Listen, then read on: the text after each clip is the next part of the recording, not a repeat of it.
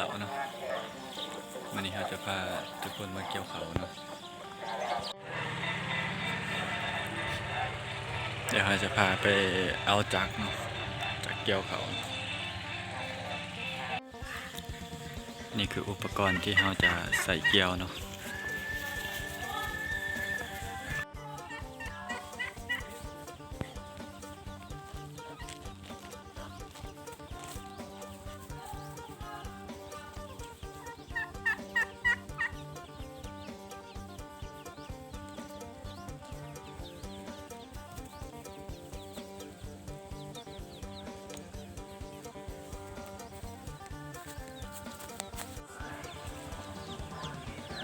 ลักษณะเดียวกับ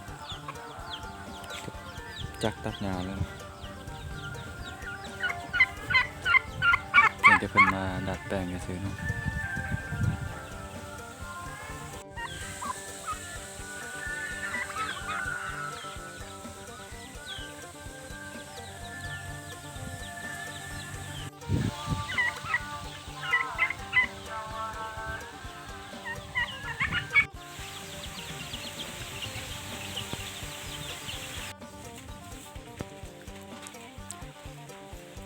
สบายดียามเช้าเนาะ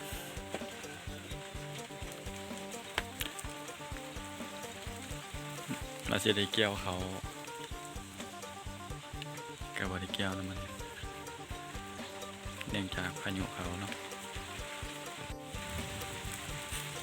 ฟ้ายุฝนถล่ม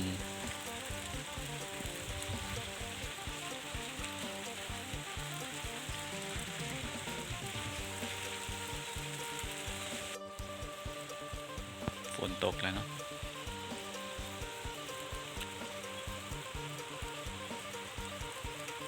บรรยากาศยามเช้า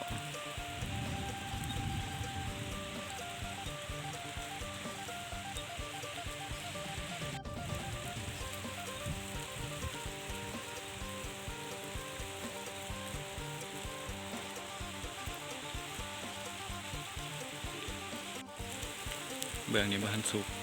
เพราะปันไดเนาะกลางนี้เกี่ยวได้แล้ว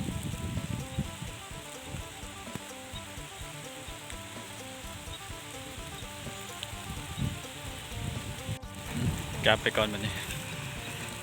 ถ้าฝนเช้าตกนะก็ได้มาเกี่ยว